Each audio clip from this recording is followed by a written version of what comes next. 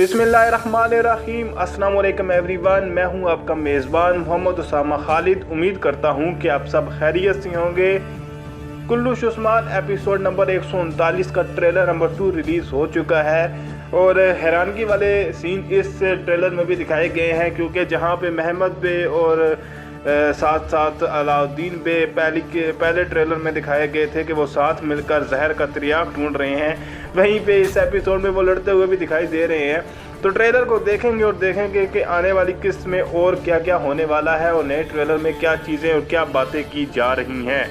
तो इससे पहले अगर आप मेरे चैनल पे न्यू हैं तो चैनल को सब्सक्राइब करें और बेल आइकन को प्रेस करें ताकि आपको तमाम नई अपडेट्स मिलती रहें। अब बढ़ते हैं ट्रेलर की जानिब। Bir cihan devleti düşünü atamdan miras aldım. Trailer के पहले सीन में देखा जा सकता है कि उस्मान बे अपने बेटे ओरहान बे के साथ बात कर रहे हैं और उनको वो एक किस्म की नसीहत कर रहे हैं कि जो मुबारक सल्तनत का ख्वाब है वो हमें अपने वालिद से नहीं बल्कि आप ये कह लेंगे अपने अबाओ अजदाद से मिला है। यानी कि वो अपने बेटे से बात करते हुए उनको बता रहे हैं कि ये सल्तनत का ख्वाब ये सिर्फ मेरा ख्वाब नहीं है, बल्कि हमारे जितने भी आबाओ अजदाद थे वो उन्होंने सल्तनत की बुनियाद रखी और मैं उन्हीं के नक्शे कदम पर चलते हुए इसी सल्तनत के ख्वाब के पीछे चल रहा हूँ।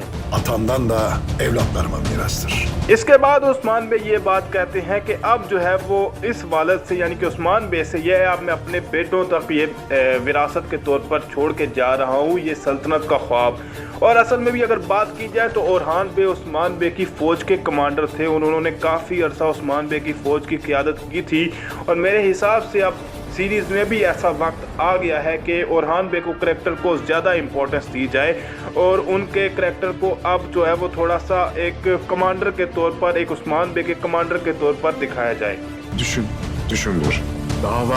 Davandır. और ओरहान बे के बारे में भी यही कहा जा सकता है कि वो भी मतलब इस दावे के पीछे यानी इस ख्वाब के पीछे वो भी हैं और हम इस जो जुनून को, इस बहादुरी को उनको बचपन से देखते, उनकी जब बचपन दिखाया जा रहा था तो वहीं से देखते हुए आ रहे हैं। तो वो भी उस्मान बे को यही बात कहते हैं कि आपका जो दावा था, आपका जो ये सल्तनत का दावा था, आपका जो ख्वाब था वो मेरा ख्वाब है और आपका दावा जो था वो मेरा दावा है।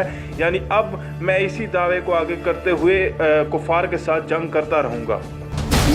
Atan kellesi yerine senin kellerini sunar. तो यहाँ पर इन सीन्स में देखा जा सकता है कि ओरहान बे सिपाहियों को साथ लिए हुए कारा जलासुन जिस कारवान सराय पर रह रहे थे वहाँ पर हमला कर देते हैं और कारा जलासुन भी उनको कह रहे हैं कि आपके वालिद क्या उन्होंने आपको इसलिए भेज दिया है ताकि मैं उनके बजाय आपका सर ले सकूं, यानी आपका सर काट सकूं। लेकिन ओरहान बे इसलिए नहीं आए क्योंकि उस्मान बे ने उनको इस वजीफे के लिए भेजा होगा कि आप जाएं और उन्होंने उनकी जगह का अंदाज़ा लगा लिया होगा उस्मान बे ने अपने जासूसों के ज़रिए। तो इसलिए वो उन्होंने मंगोलों पर हमला करके वो जो है वो उनको दिखाना चाहेंगे कि हम भी ताकतवर हैं और हम डरने वाले नहीं हैं।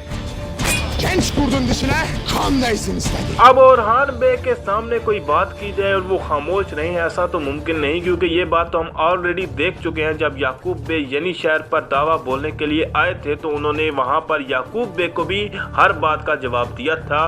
तो कारा जलासुन की बात पर वो कैसे खामोश रह सकते थे। तो यहाँ पर वो यही कह रहे हैं कि जब नौजवान भेड़िए के यानी कि नौजवान भेड़िया ओरहान बे उनके दांतों पर खून लग गया और जब भी भेड़िए के दांतों पर खून लग जाता है तो वो शिकार को हासिल किए बगैर नहीं रहता। ये असल में यही बात कहना चाह रहे हैं वो कारा जलासुन के साथ। Evladını kim vurdu Cerkutay? Ne oldu? Last episode में हमने मुश्किल से देखा कि अब 8 एपिसोड्स के बाद आखिरकार जरकुताई और उस्मान बे थोड़े से करीब आए थे, लेकिन वहीं पे अब हम देख सकते हैं कि याकूब बे जरकुताई के साथ बात कर रहे हैं और आपको मालूम होगा कि जरकुताई को पहले भी उन्होंने यही बात इस तरह से उनके कान में डाली कि उस्मान बे ने कमज़ोरी दिखाई और इस वजह से उन्होंने उस्मान बे को पहले भी जाकर बातें सुना दी। और अब भी वो जरकुताई बे से यही पूछ रहे हैं कि आपके औलाद को किसने मारा। तो उसके जवाब में जरकुताई बे यही कह रहे हैं कि मंगोलों ने मारा। Moğolu başımıza kim musallat etti?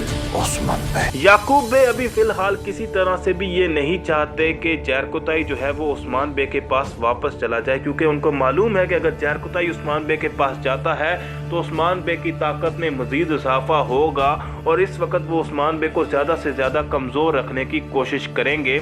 इसीलिए वो ज़हरकुताई बे से पूछ रहे हैं कि मंगोलों को हम पर मुसल्लत किसने किया, तो उस पर ज़हरकुताई बे भी जवाब दे रहे हैं मंगोल को हम पर यानी कि उस्मान बे ने मुसल्लत किया और इसकी वजह से हो सकता है कि दोबारा से दूरियां दिखाई जाएं। Adı dahi Veysel değil. Haçlı'nın adamıdır. बायेंदर बे आखिरकार अपनी कोशिशों में कामयाब हो गए और वैसल को उन्होंने पकड़ ही लिया और उनका राज भी अफशां कर दिया। लेकिन यहाँ पर इस सीन में हम देख सकते हैं कि वैसल को इस वक्त जो है उस्ताद गेरा एक शीशी उनके हवाले कर रहा है। और दूसरी जानब अगर बात की जाए तो अलाउद्दीन बे को जब उनको इस बात का पता चलेगा कि वैसल ही हमारे बीच का गद्दार है तो वो उनको पकड़ने के लिए उनके पीछे जाएंगे। लेकिन जैसा कि हम सिपाहियों के लिबास से इस बात का अंदाज़ा लगा सकते हैं कि ये जो जगह है ये उच्च बाज़ार है। तो देखते हैं कि आगे ट्रेलर में क्या दिखाया जा रहा है। Veysel itini alıp gideceğiz. Kimse bize sığınan olamaz. Video का स्टार्ट में मैं इसी सीन की बात कर रहा था कि हमने महमद और अलाउद्दीन बे को लास्ट एपिसोड में मिलकर शहर का तिर्याक ढूंढते हुए देखा और यहाँ पर वो एक दूसरे के सामने तलवार उठाए खड़े हैं। तो जैसा कि देख सकते हैं कि वैसल को उच्च बाज़ार में जब अलाउद्दीन बे उनके पीछे जा रहे होंगे तो वो याकूब बे और महमद बे के पीछे खड़े हो जाएंगे और उनसे पनाह के तलबगार हो जाएंगे। तो अलाउद्दीन बे जब उनसे बोलेंगे हम वैसल को लेकर यहाँ से चले जाएंगे तो महमद उनको ये बोलेंगे कि कोई भी हमारे पनाह गज़ीरों को हमसे हासिल नहीं कर सकता। Size kurulan tuzak Osman Bey'in tertibiydi. इस सीन में हमें नज़र आ रहा है कि याकूब बे के सामने एक शीशी रख दी गई है और वैसल उनको ये कह रहा है कि उस्मान बे ने ही ये सारा जो जाल है वो आपके खिलाफ तरतीब दिया है।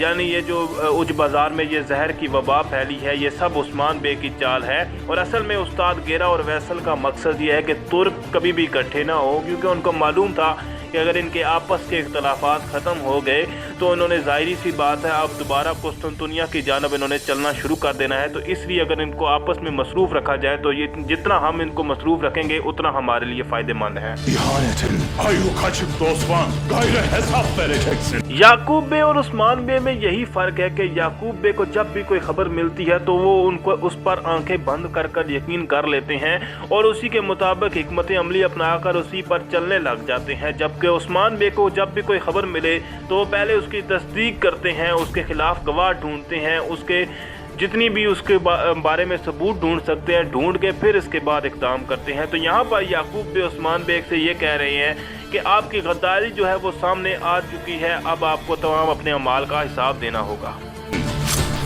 Yakup Bey, seninle ya da sensiz.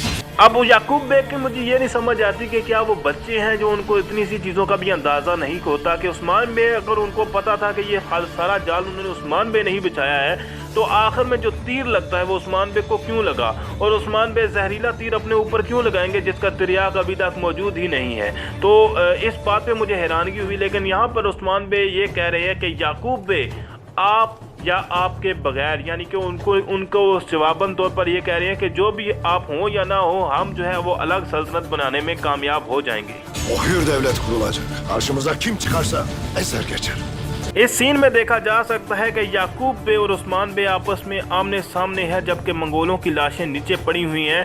तो वहाँ पे हम देख सकते हैं कि उस्मान बे उनसे यही कह रहे हैं कि आप हों या ना हो आपके साथ या आपके बगैर हम ऐसी आज़ादाना सल्तनत लाजमन बनाएंगे और मेरे सामने जो भी आएगा मैं उसको कुचल दूंगा। यानी उस्मान बे याकूब बे को क्लियरली ये बोल रहे हैं कि जो भी मेरे रास्ते में आएगा और आज़ादाना सल्तनत के बीच में आएगा, इस रास्ते में मेरे दावे के बीच में आएगा, मैं उसको रास्ते से हटा दूंगा और उसकी बिल्कुल भी परवाह नहीं करूंगा। ट्रेलर काफ़ी इंटरेस्टिंग है, उम्मीद करते हैं एपिसोड भी इससे अच्छी होगी। मिलते हैं नई अपडेट्स के साथ बहुत जल्द, तब तक के लिए इजाज़त दीजिए। अल्लाह हाफिज़।